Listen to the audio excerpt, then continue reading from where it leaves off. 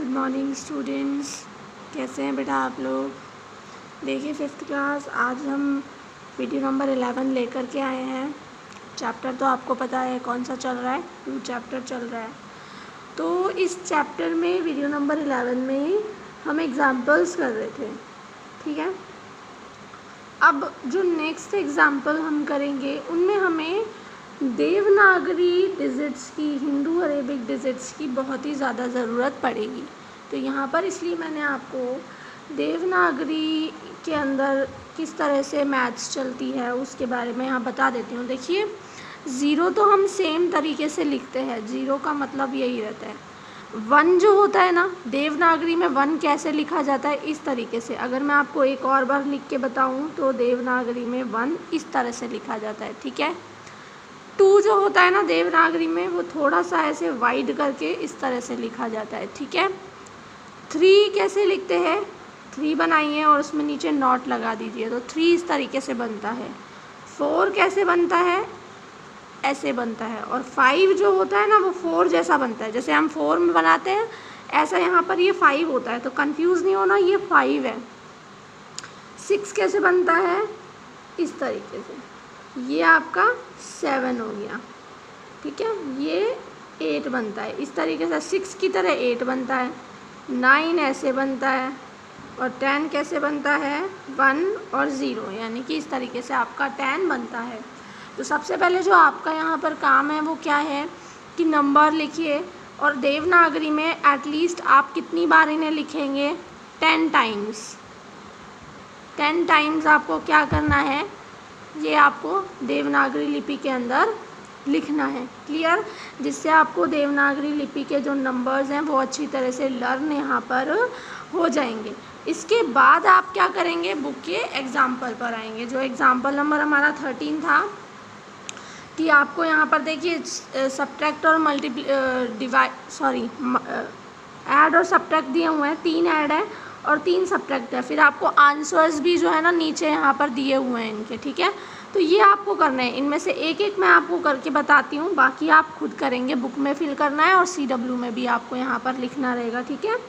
देखिए first question देखते हैं, प्लस का है।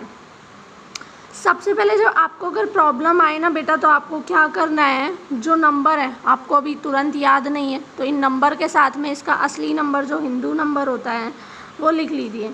ये 7 है, ये 4 है, ये 5 है, ये 2 है, ये 8 है और ये 3 है, ठीक है। इस तरीके से तो आप लिख ही सकते हैं।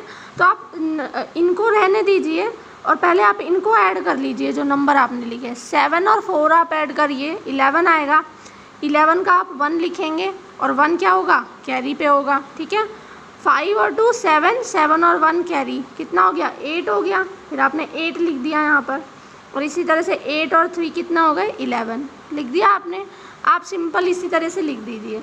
अब आपको तो क्या करना है, आपका यहाँ पे नीचे 1 है, तो इसके नीचे भी आपको 1 लिखना है। तो इसका ये 1 है, तो यहाँ पर देवनागरी का 1 लिख दीजिए। यहाँ ये 8 है, तो आप इसे देवनागरी का 8 लिख दीजिए, और 11 को आप देवनागरी में 11 लिख दीजिए। जो कैरी लगाई है आपने यहाँ 1 की, देवनागरी में भी लगाई है, ठीक है।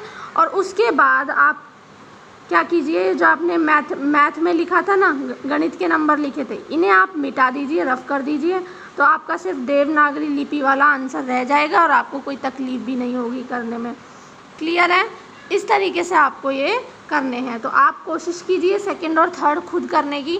सबसे पहले इनके मैथमेटिक नंबर लिखकर उन्हें ऐड कर लीजिए, और फिर मैथमेटिक नंबर तो आपको क्या कर देना है, मिटा देना है, और इनके नंबर लिखे रहने देने हैं, ठीक है। इस तरीके से हमें यहाँ करना है। एक मैं आपको यहाँ पर सब्ट्रैक्ट भी बता देती हूँ, एक्सप्लेन कर देती हूँ सब्ट्रैक्ट भी। देखिए वही सेम चीज़ है, आप नंबर्स लिख लीजिए। ये 9 है, ये 5 है, ये 7, ये 3, ये 8 और ये 4, ठीक है। नंबर लिख लिया हमने, क्लियर। अब उसके बाद आप सिंपल सब्ट्रैक्ट कर दीजिए पहले कि 9 में से 5 गए तो कितने बचे, 4 बचे। उसके बाद 7 में से 3 गए तो कितने बचे, 4 बचे।